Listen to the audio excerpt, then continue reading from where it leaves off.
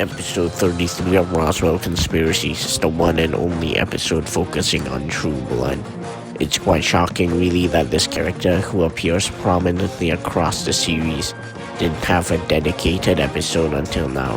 This episode is about the Kalincha of Native American legend, and Trueblood having to choose between his heritage and the Alliance. The episode starts with a Native American village being attacked by Ruck and one fox. The village chief is killed in a fire. Trueblood is conflicted at capturing innocent aliens and watching families get separated forcefully by the Alliance.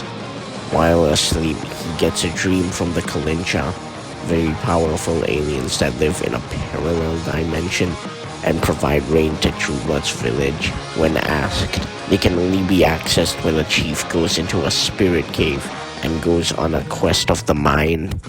Trueblood leaves the Alliance base and makes his way to his village, but is tailed by Nick and Shalane. Under orders of Reniker to capture a Kalincha, Jefferson leads them astray by abandoning anything metal to prevent magnetic tracking, but comes back for them when they are attacked by lycanthropes. Together they go to Trueblood's village and meet an old friend of his, Mara. She is still angry at him for betraying the tribe and trying to escape with a Kalincha, while one fox was on the spirit quest. This time they have no choice but for Trueblood to consult the Kalincha for rain. Due to the village crops dying, he goes on the spirit quest and tells the Kalincha of his conflict with either becoming the village chief or serving the Alliance. But the lycanthropes are also after the Kalincha and ride Trueblood's spirit quest to enter the alternate dimension. They even capture one of the Kalincha. Nick and Shalane realize something is wrong and convince Mara to tell them where the spirit cave is. Nick enters the dimension with the same machine the lycanthropes are using and helps Trueblood defeat them. It turns out that the Kalincha were never in danger, but they allowed this to happen to send a message to Trueblood that there is a great evil in the Alliance. At the end of the episode, Trueblood decides to stay in the Alliance to discover this secret evil. The captured Kalincha cannot be contained and escapes from Reniker's grasp. This episode finally explores Trueblood's character, usually a mysterious and seemingly basic character that is Reniker's right-hand man.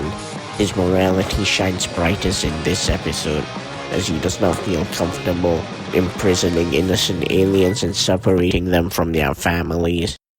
Successful? Yes, sir. Although this isn't exactly the alien menace I signed up to fight. They are aliens, Chief. They are not like us, and they are not welcome here. At least you've stopped this pair from breeding further. Tabata? Separate them. What are you doing? The containment unit is a dangerous place, Agent Logan.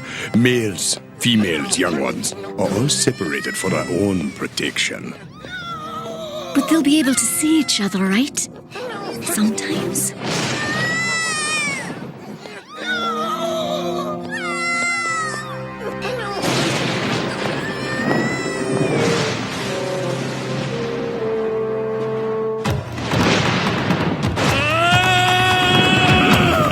He regrets his actions in the past, where he betrayed his tribe by trying to capture a Kalincha for Reniker.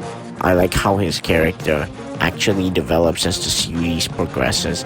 At first he is completely loyal to Reniker, never questioning his orders, and is even willing to perform air strikes that could end in the death of his allies. But later on he starts questioning Reniker's orders to endanger the lives of fellow agents, even coming to a point where he sabotages the mission to prevent death. But this episode is the first time where he chooses something over the Alliance. And ironically, while it's Nick who usually goes rogue, it's Trueblood this time. Roswell Conspiracies is very respectful to other cultures and folklore, and this episode is no different. The Kalincha are unique aliens with elemental powers. that live in an alternate dimension.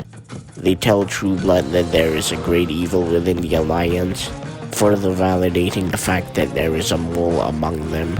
Another interesting aspect to this episode is how Ruck escaped, and why the lycanthropes even had Alliance technology in the first place.